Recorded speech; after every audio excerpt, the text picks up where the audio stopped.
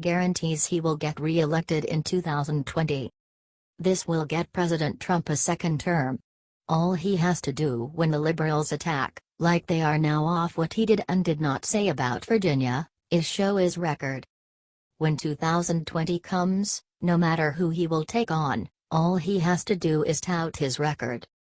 Advertisement. The American people know why we voted for Trump, and we know he has been following through on his promises as best he can. The Democrats have fooled Middle America too many times with fake promises while they line their pockets. All Trump has to do when it gets tight, and the election will be tight, is remind voters of his record. Advertisement. It is a devastating message and a guaranteed winner for one simple reason. Trump has basically stolen a key part of the Democrats' economic message. Key because they are the swing voters in the swing states. They are key to the election, and the Democrats lost them. All Trump has to do to win is remind the unions and other longtime Democratic power bases of his record versus the Democrats, and he wins easily. Democrats obstructing. The media attacking our president. Career politicians standing in the way of success, but President Trump's plan is working, the newly released ad says. Correct. It is working for all to see. 1 million jobs created, more Americans working than ever before, unemployment, lowest since 2001, the stock market, all-time record high, the strongest military in decades. The president's enemies don't want him to succeed, but Americans are saying let President Trump do his job. Simple. True. And absolutely devastating.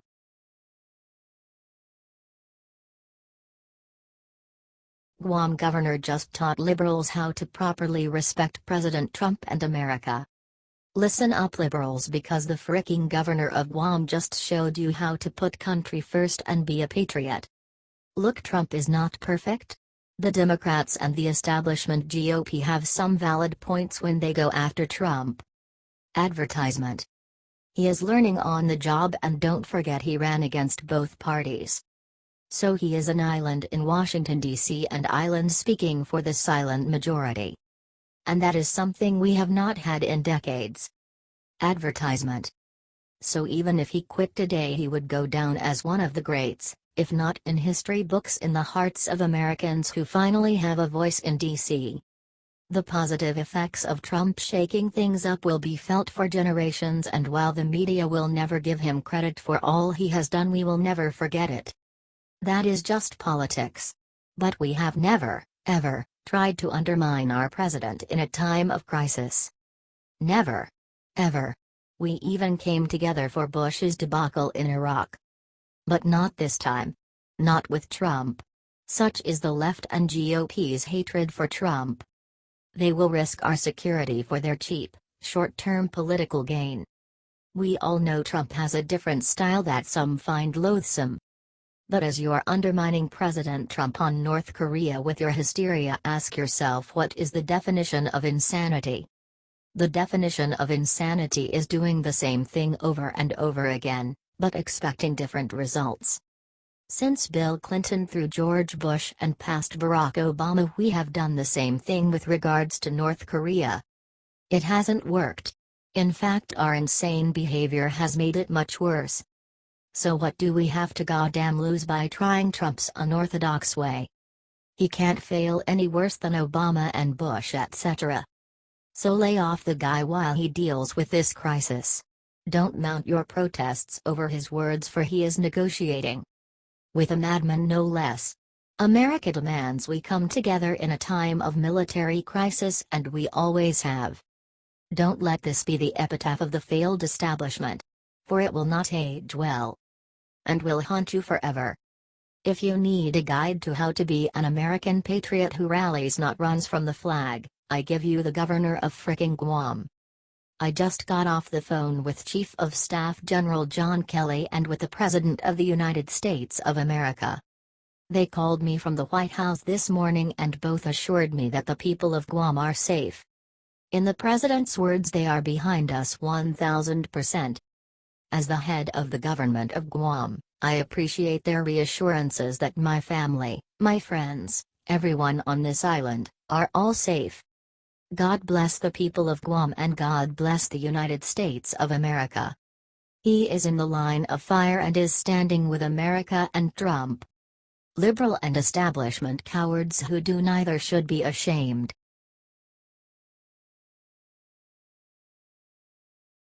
Scott Baio bitch slaps Rosie O'Donnell after she apologizes to Kim Jong-un for Donald Trump. Thank you, Scott Baio. From every America, or every smart American, we thank you. Because not only did you stand up for President Trump, but you just discovered the easy way to solve America's Rosie O'Donnell problem. And we have a serious problem with Rosie after she posted a video. Yes, she was dressed as a pig for some reason. Advertisement. Maybe she is admitting that she is pig after all, and Trump was right to call her that. Whatever her revolting physical appearance does to you, her words are worse. Way worse. Advertisement. Rosie posted a video that millions have seen where she apologizes to the brutal dictator Kim Jong-un for President Trump. Hi Mr. Kim Jong-un. Sorry if I didn't pronounce that right. Anyways, sir, our President Donald is a moron. Don't listen to him. We don't. She's apologizing to Kim Jong-un for a sitting American president's tough talk with North Korea. This is beyond repugnant. What do you think Rosie Obama's strategy worked with North Korea? Not even a liberal dressed as a pig believes that. Reaction was swift and brutal.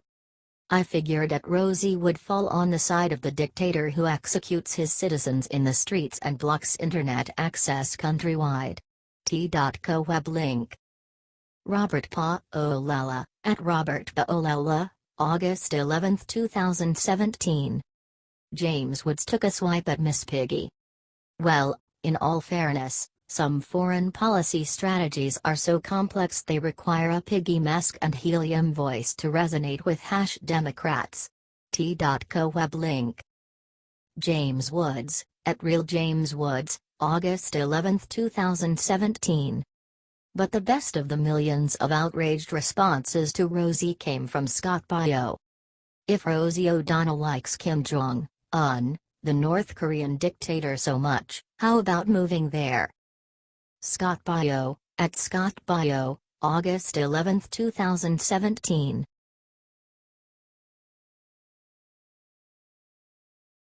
Trump ready to deport Democratic senator's family because of illegal status.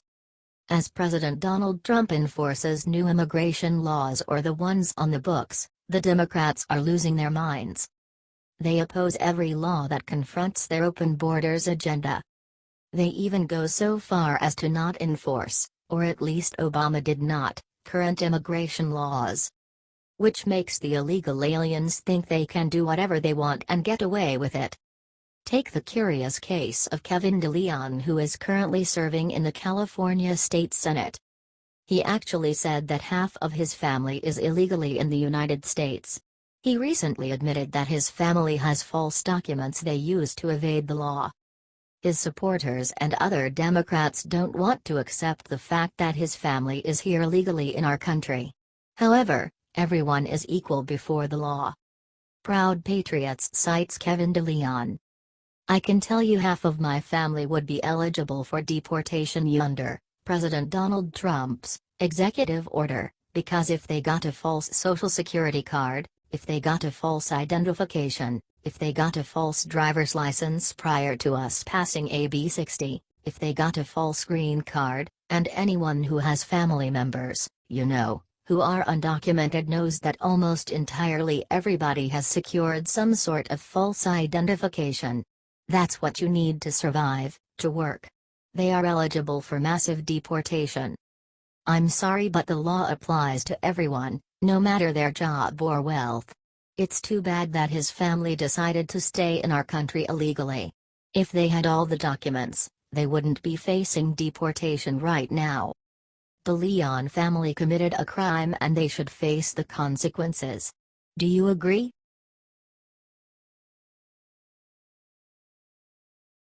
Queen Elizabeth makes heartbreaking announcement about royal family's future.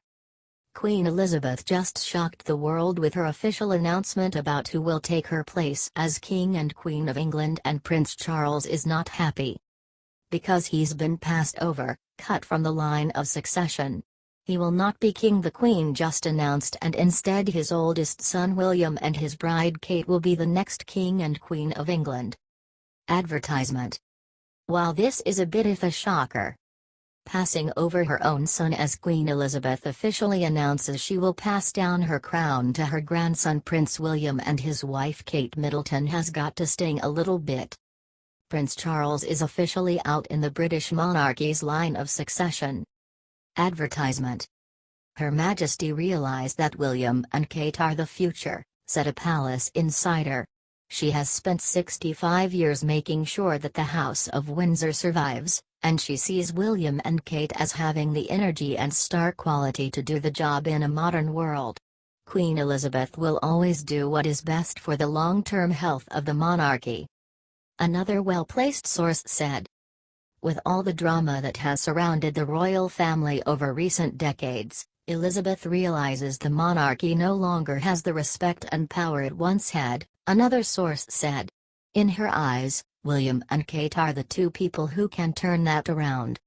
It is a heartbreaking decision for Prince Charles, according to palace insiders. Things have been a bit strained between William and his father since the Queen's decision. But they are slowly getting used to it. Charles' wife of 12 years, Camilla Parker Bowles, however, is said to be happy with the decision because she has had enough of the spotlight for one lifetime. But it is all a moot point for now, as one source said. It's well known that the Queen will never abdicate the throne, and at 91, she is in great health. She intends to live to at least 100.